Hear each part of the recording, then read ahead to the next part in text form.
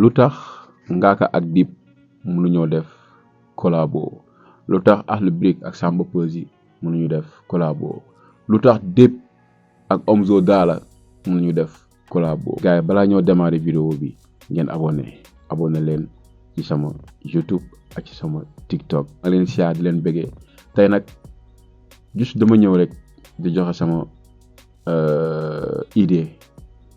bi mooy rap Galsen teg nay jéego dëgg la xëy na la fi nekkoon bu njëkk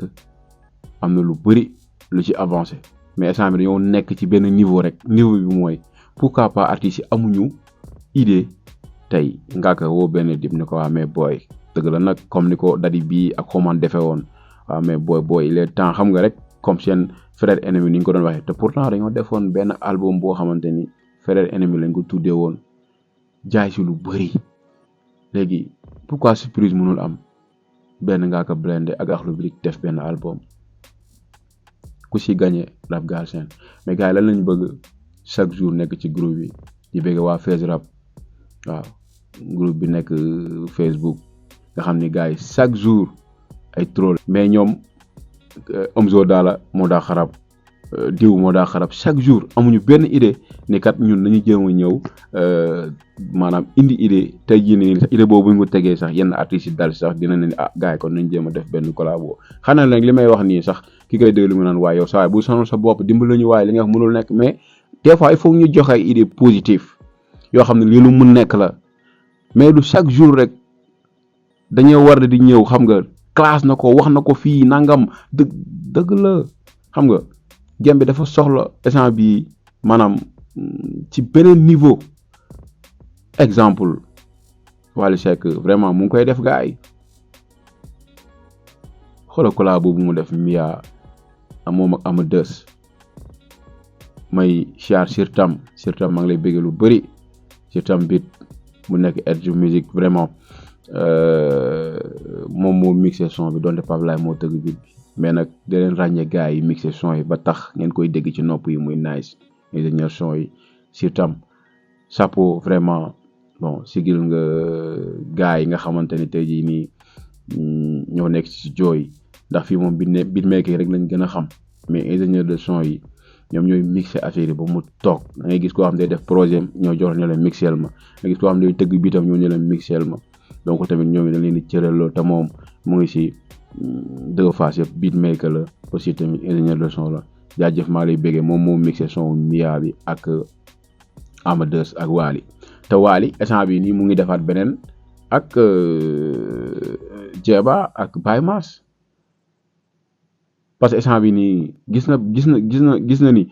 lii rek mooy mën a am xam nga affaire yi am fu mu àgg xëy na bés dina ñëw mu ànd ak Sidi Diop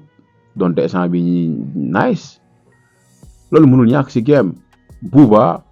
ñaata artiste la génne ba pare di classante ak ñoom parce que xam na ni li muy def ak ñoom nii loolu mu ngi jaay rap France bi Booba mooy ñëw jàppale tey xëy bon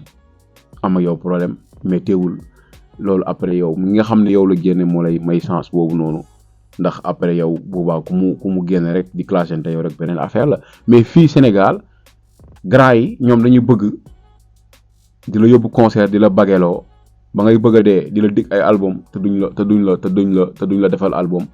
après da ngay mujjee xobidaas xam nga da ngay mujjee xobidaas ñoom daal nekkal seen booy rek mën nañ la yóbbu fu nekk mais loolu amul benn sens pour man boo yoree booy yu mun rap yow fexeel yow booy yooyu noonu yow ñu dem loolu fierté la mais Sénégal dañoo am problème boobu Sénégal dañoo am problème mu maanaam partager ñi ko bëgg sax di ko def xëy na peut-être loolu bu ñu amoon tolluwaay bi nga xamante ne jii ñooñu ñuy topp am nañ ko dañ koy def mais grand yi jamais chaque jour xaaral léegi nag ñi nga xam ne ñoo fi nekk chaque jour ñu leen di tudd lu tax mënuñoo booloo def benn projet budul ñëpp sax tey exemple mën naa la ko jox tey Ngaaka ak Dip bu ñu defoon benn projet rek loolu yaakaar naa ne ay waxuma la million ay milliards la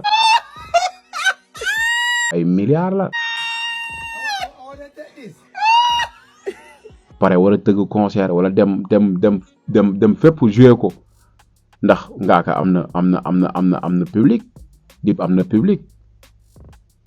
def tournée internationale kon yaakaar naa ni affaire yi dina gën a teg jéego Samba Peuzzi ak lu birik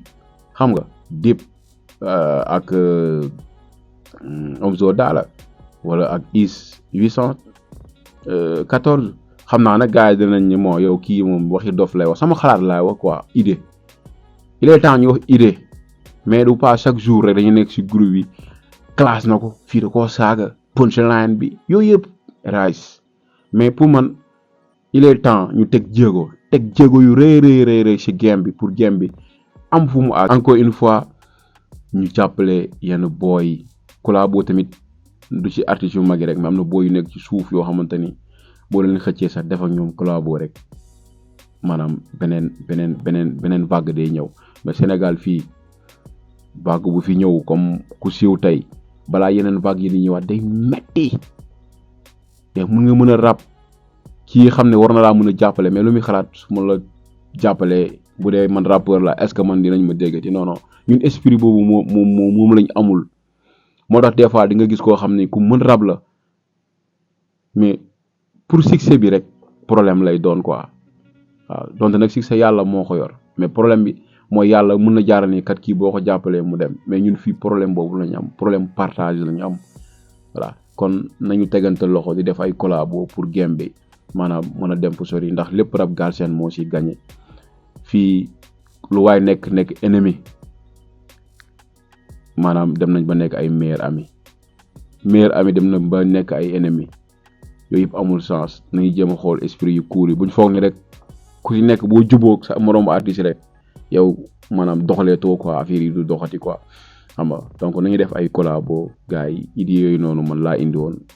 est-ce que tamit réellement man sama idée bi yéen ñi nga xam ne yéen a ngi may seetaan vous êtes d'accord bu fekkee ni vous êtes pas d'accord